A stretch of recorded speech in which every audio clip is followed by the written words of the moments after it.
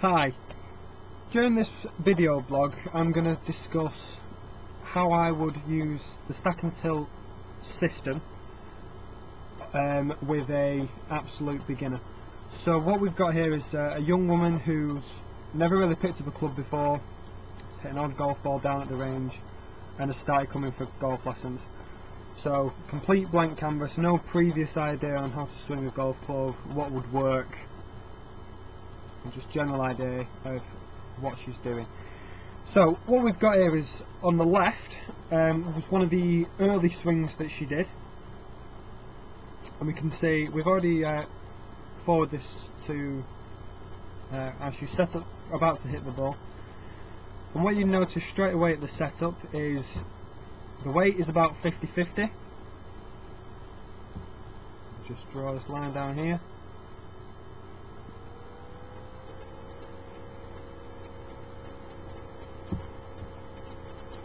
The handle is back,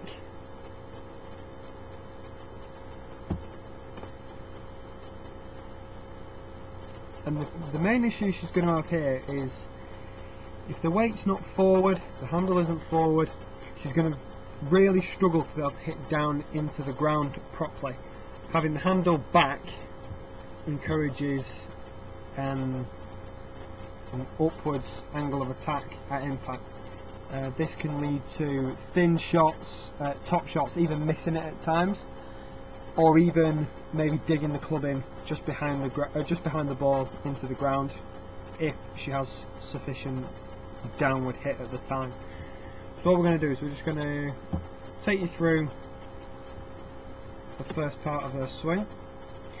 And what you're going to notice is, at this point, I'll have to add, I've already asked her to turn her left shoulder down towards the floor as she starts to swing back. So you can see there the left shoulder's working down nicely. So if we just stop here, that's as far back as she can go. So the main issues that you can see here straight away is obviously the upper half's turned over her right hand side. So if we just draw this line, you can see that has moved behind the ball. She's actually managed to get a decent shoulder turn in here, and you can also see the only reason the club's actually got back as far as it has is because the left elbow has bent, so it's folded in, and as we know that's not a very good idea for quite a few reasons. So basically, you know, she hasn't managed to get the arm travelling back very far, the weight's over her right hand side, and she's really going to struggle to generate any power and any consistent sort of striking. So if we just video this forward, so there's no real hit forward, no real drive forward should I say, into her left side,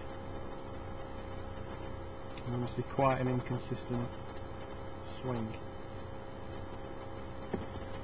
So what we tried to do in this first couple of sessions, this first session, sorry, was to try and get the first couple of basic elements of stack and tilt into a swing. So we wanted to think weight forward, shoulder down, hands in. So I know that's quite a lot to go on, but for those of you who've read up on stack and tilt, you'll know that the swing can be broken down into 5 pieces, or 5 main pieces to start with, and into 10 words. So you've got weight forward, shoulder down, hands in, so get the hands swinging on an inward path, arms straight, and then tuck butt, which basically means trying to feel like you get the butt tucked under the hips on the way through, to try and give you an element of extension into the swing. What we've got here in the centre, we've got Grant Waite as a really good example of all of these moves. So what I'm going to do is I'm just going to make a quick note here of where his left shoulder starts. Now as we start back, say from P1 at setup to P2, so where the club, the shaft should I say, is parallel with the floor, and you can already see that the left shoulder's worked in a downward manner. The last thing we want to see is the shoulder working in this sort of manner here. Just for a few reasons. The main one really is that if the left shoulder doesn't work down and it works on a flat plane, it will encourage the upper body and the upper centre to move away from the target, meaning the weight would go over the right hand side and it would make it more difficult to be able to hit the golf ball first. So if we just get rid of that, and we'll take this swing back to the same sort of position here. And in fairness, like I said, as we've already put this part in at this point, so if I just make a quick note on a shoulder and start back,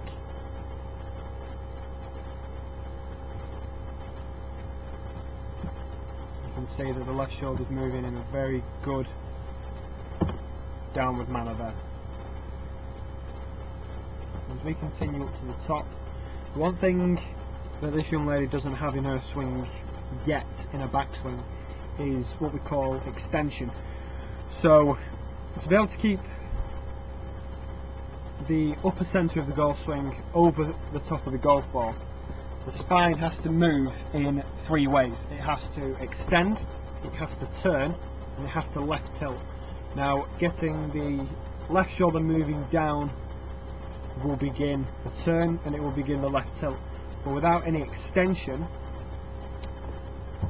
it will give you this sort of look to your swing. So very short, weight over the right hand side, basically just moving away from the target. You've got to have some sort of extension. So if we carry Grant back to the top, you'll notice that the right leg straightens, the hips have rotated on a tilted axis here, so you can see how the right hip's gone up and the left leg has, the right leg, sorry, has straightened on the way back. So for the rest of the session, what we had this young lady do would be to feel as though she was getting the right hip to go up on the backswing, and as you can see here, with quite a decent amount of success. What we've also done here is, as you can probably see, we just take the early swing back. I'll just point out a couple of key differences. Number one, absolutely no shaft lean at all at setup. And here, a much improved look. If we take Grant back,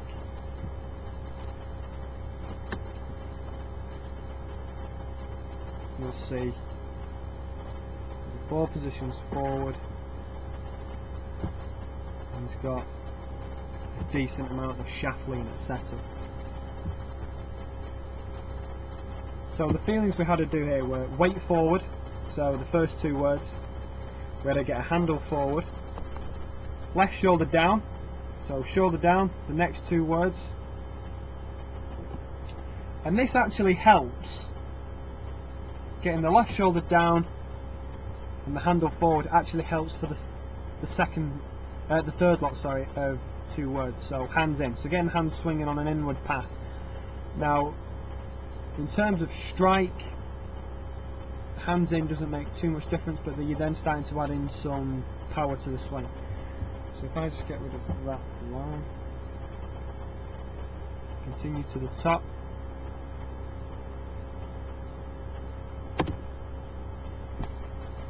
Obviously it's not in an absolute perfect position, but if we just get these two swings to the top and compare,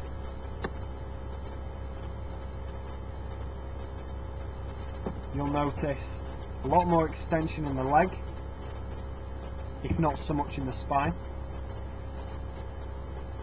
but definitely better. You can obviously see there on the right that the shoulders have been allowed to rotate more because the hips have rotated more, and you know that because the right leg is straightened.